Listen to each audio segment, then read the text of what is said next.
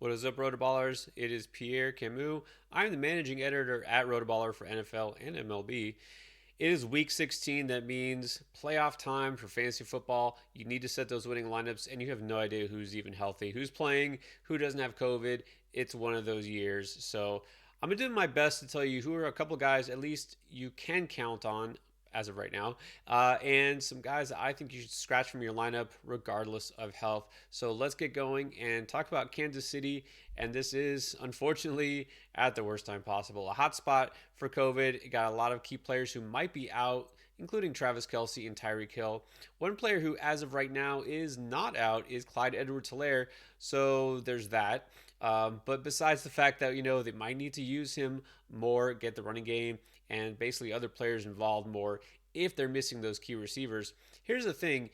This matchup kind of begs you to start a running back because it's Pittsburgh, and Pittsburgh has been really, really bad against the run. How bad? Well, on the season, seventh most fantasy points per game given up to running backs, but in the last 4 weeks, they have been the worst giving up yardage to running backs.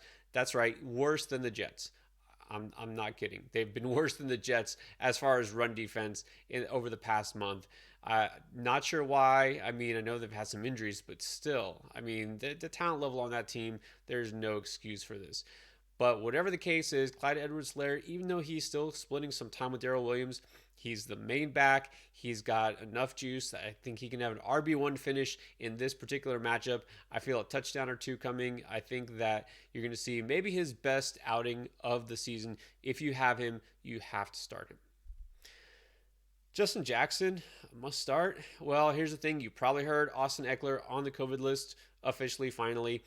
So it looks like there's a good chance he won't play. But you know what? I already was interested in Jackson before that because if you look at what happened this past week when Ekeler did play, I know the ankle has been kind of bothering him. It was a short turnaround, so they limited his touches early, got some other guys involved, Justin Jackson being the number two back there, Joshua Kelly kind of being a distant third. But in just 13 carries, Jackson got 86 yards. And now he gets an even better matchup because it's the Houston Texans. And the Houston Texans are, of course, a bottom three run defense. In terms of rushing yards allowed on the season, they have given up the most. Okay, the Jets have given up the most fantasy points to running backs, but the Texans have allowed the most rushing yards. Okay, so if Jackson has this backfield, I wouldn't say to himself because they'll still mix in Kelly. Maybe Roundtree will be activated. Who knows? But he'll be the lead guy. That means there's a definite possibility he's going to have a smash outing here. I think Jackson is a must add and must start for Ekeler owners if he doesn't play. He's a sneaky flex in a lot of other leagues. Look, you're missing a lot of guys, Fournette, among others, out. Jackson is a guy that you can plug and play if you missed out on Ronald Jones. So I really like Jackson's matchup and opportunity this week. And then Devin Singletary, I have not liked a whole lot the last couple of years. Just going to be honest here. Dogged him coming out of the draft. Thought he didn't have what it takes to be a featured back. And he hasn't been a featured back until last week. And all of a sudden, the Bills want to feature a running back. Zach Moss, not sure what happened there, but he's been a healthy scratch repeatedly. I guess they're just done with him. So now what have we seen? We've seen Devin Singletary. He saw 93% snap share this past week in week 15. Before that, it was 82%.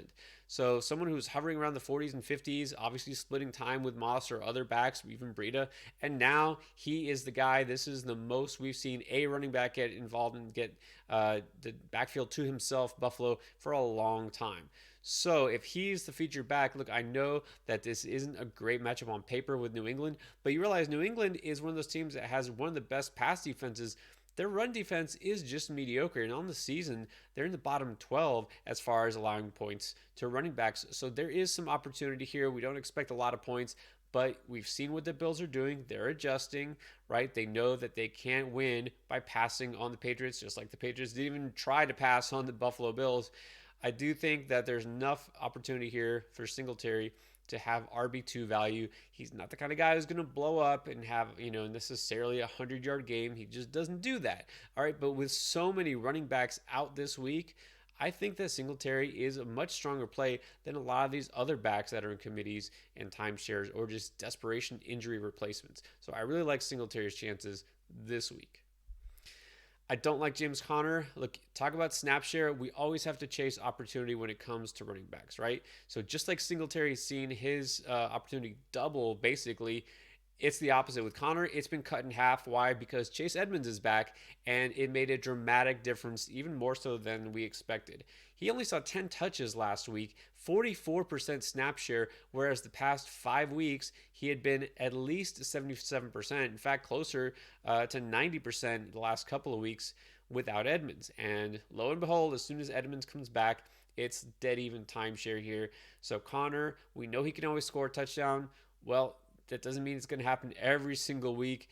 Talking about the matchup with Indianapolis, just so happens that the Colts allow the sixth fewest amount of rushing touchdowns on the entire season. Only 7 rushing touchdowns to running backs.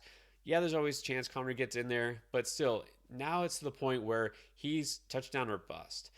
That's not what you want going into the playoffs. I know he's not a bad start. Let's not forget also that he has a heel injury going into this weekend, and they play on Saturday, so it's going to be less time for him to heal. He might heal. So he might not be 100% healed with that heel. And so that's another concern. Connor, we know he's had his share of injuries, the last couple of seasons. I just worry that we're going to see the worst version of Connor that we've seen this season. So hard to say must sit, but again, I really have a lot of concerns. I'd rather go for somebody else who doesn't have those red flags. And then finally, Duke Johnson. You know what? I hope you didn't pay up too much for him. And trust me, nobody loves the Duke as much as me for obvious reasons. Okay. Now with the Dolphins, like how serendipitous could it get? His first 100-yard rushing game of his career in a Dolphins uniform, but it might be his last. Look, I know they signed him. He might be fine. I get all that, but let's remember last week, that monster game that he put up that nobody saw coming. Why? It was the Jets, okay? You already know about the Jets defense because I just finished telling you how bad they are in run defense. It is the complete opposite in this situation going against the Saints in week 16. The Saints have the lowest yards per carry average allowed to running backs on the season out of any team. 3.5 yards, 3.54 to be exact. So you're going from basically the worst run defense in the league to one of arguably, if not the best. So there's that, and then there's also the fact that, well, Myles Gaskin didn't get a lot of action last week because he had missed a week and a half, didn't really practice all week because of COVID.